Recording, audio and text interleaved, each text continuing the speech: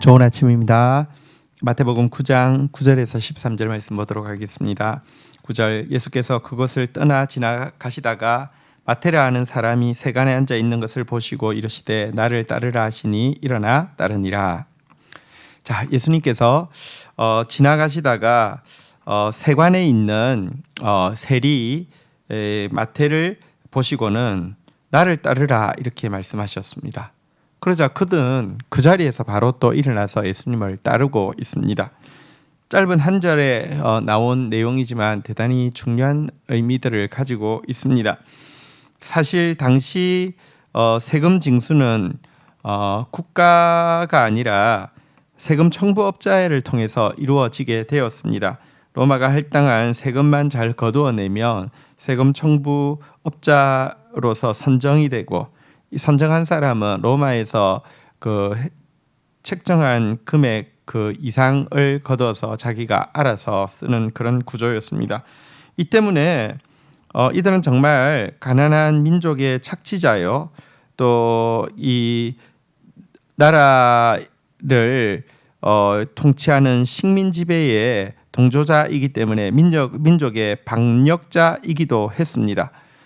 종교적으로도 이들은 같은 유대인이지만 죄인이라고 이야기하면서 구원과 상관없는 사람처럼 유대인들은 취급하는 사람이었습니다. 하지만 예수님은 바로 그 마태 앞에 서서 그에 대해서 너 언제까지 이런 악한 짓을 하겠느냐라고 책망을 하시거나 혹은 내가 너를 내 제자로 받아줄 테니 고마운 줄 알고 따르라고 하면서 당신의 너그러움에 대해서 어떤 과시도 없이 짧게 나를 따르라고만 하셨습니다.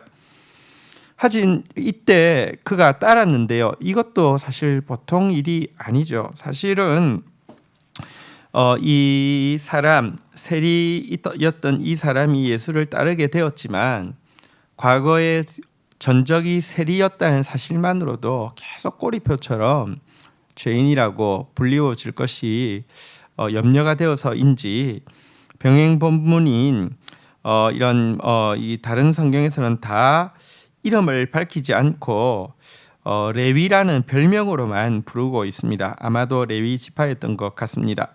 그런데 실제 그 레위의 당사자인 마태는 이 마태복음의 기록자이잖아요. 하지만 그가 이 예수님의 부르심이 얼마나 감격스러웠던지 다른 복음서의 기록자들이 그를 배려하기 위해서 가명을 쓰고 있는 데 비해서 자기는 자기 실명을 밝히면서 나를 예수님이 따라오라고 하셨다라고 하면서 자기 이름을 여기에 밝히고 있습니다. 그는 죄인을 부르신 예수님의 은혜에 얼마나 감격했는지를 이 자기 이름을 밝히는 것으로 분명히 밝히고 있습니다.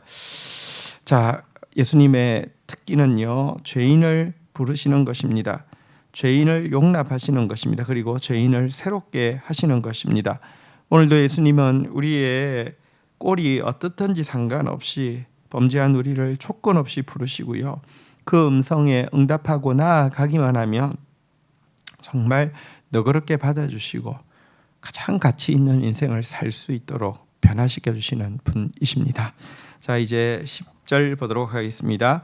예수께서 마태의 집에 앉아 음식을 잡수실 때 많은 세리와 죄인들이 와서 예수와 그의 제자들과 함께 앉았더니 11절 바리새인들이 보고 그의 제자들에게 이르되 어찌하여 너희 선생은 세리와 죄인들과 함께 잡수시느냐. 여러분, 이 마태의 감격은 예수님을 집으로 모셔서 음식을 대접하고 또 그의 감격은 함께 같은 직업에 종사하던 세리와 또 어쨌든 죄인들이라고 부르는 암하레츠 종교적으로 아주 종교적인 사람들이 저것들은 죄인이고 저것들은 천국 갈 수 없어라고 부르는 어떤 일단의 사람들이죠. 대표적인 것이 세리, 창기 이런 사람들이죠. 어쨌든 근데 이런 죄인들을 초청해 와서 함께 식사를 하고 있습니다. 이것은 한편으로는 예수님의 부르심에 대한 감격을 표현함과 동시에 자기하고 동일한 세리와 어떤 죄인들에 대해서 나는 니네들하고는 격이 달라. 나는 진리를 추구하는 사람이었으니까 이렇게 구원받았고 니네들하고는 다른 사람이야.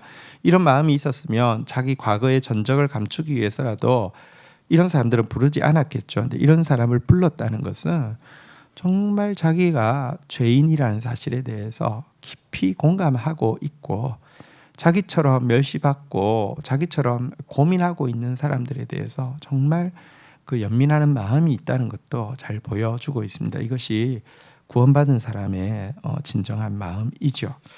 하지만 이렇게 잔치 자리에 죄인들이 있는 것에 대해서 이 종교 지도자들 바리새인들은요 보고 비방을 하게 되었습니다. 너희 선생은 죄인들과 함께 먹는 그런 자냐라고 비방을 하고 있었습니다.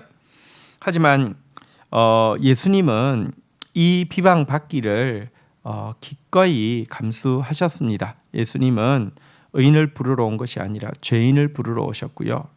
어떤 자기가 괜찮은 사람이고 대단한 사람인데 거기다가 액세서리 하나 얹듯이 신앙생활 하는 사람이 아니라 절체절명의 심정으로 수술대에 오르는 마음으로 주님 앞에 나오는 병자를 고치기 위해서 오신 분이시기 때문에 예수님은 죄인과 함께 먹는다, 죄인의 친구다라는 호칭을 기꺼이 받아들이셨습니다. 예수님은 이렇게 12절에서 말씀하십니다. 예수께서 들으시고 이르시되 건강한 자에게는 의사가 쓸데없고 병든 자에게라야 쓸데있느니라. 13절 너희는 가서 내가 긍휼을 원하고 제사를 원치 아니하노라 하신 뜻이 무엇인지 배우라. 나는 의인을 부르러 온 것이 아니요 죄인을 부르러 왔노라 하시니라. 예수님께서는 이 바리새인들을 향해서 나는 병든 자에게 의사가 필요하고 죄인에게 구조가 필요하다라고 이야기하시면서 특별히 내가 긍휼을 원하고 제사를 원하지 아니하는다라고 한 선지자의 말의 뜻이 무엇인지 다시 배우라고 이야기를 하셨습니다. 이것은 호세아의 경고입니다. 사랑 없는 제사는 무가치하고 하나님의 뜻을 알지 못하는 종교 행위는 역겨운 것이라고 호세아가 경고했던 내용을 인용한 것입니다.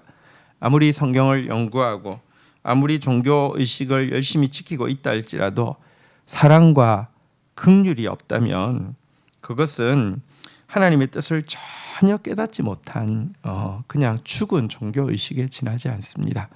하나님의 뜻은 사랑과 긍휼을 베푸는 것입니다. 이 주님의 마음을 가지고 오늘도 우리 주위에 사랑과 긍휼이 필요한 영혼을 향해서 다가가고 축복하고 기도하고 섬기는 오늘 하루가 되기를 주의 이름으로 축복합니다. 주신 말씀 붙잡고 기도하며 나가도록 하겠습니다. 하나님 아버지 감사합니다. 우리의 중심을 살피시는 주님, 그리고 우리 중심의 갈망을 보시는 주님, 그리고 우리 같은 죄인을 아무 조건 없이 그저 용납하시고 도리어 당신의 제자로 삼으시는 좋으신 주님, 주님을 따르겠습니다. 더 철저히 따르겠습니다. 기쁨으로 따르겠습니다. 신뢰하며 감사하며 찬송하며 따르겠습니다.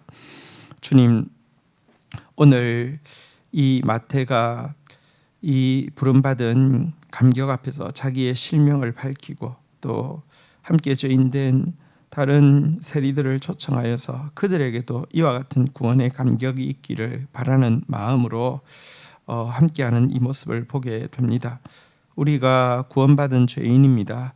하나님, 아직도 평강을 알지 못하고 죄 가운데 또 심판의 두려움 가운데 살아가고 있는 많은 우리 주위에 있는 지체들에게 주의 평강을 나누어 주며 주의 구원과 주의 용서를 나누어 주는 통로가 되어질 수 있도록 은총을 베풀어 주옵소서. 우리가 아무리 종교의식을 열심히 하고 우리가 아무리 성경을 많이 연구한다 할지라도 긍휼이 없다고 하면, 사랑이 없다고 하면 아무것도 아니라는 사실을 기억하게 하여 주시고 어떻게든지 긍휼과 사랑의 통로로서 수종드는 저희들 되어지게 인도하여 주옵소서.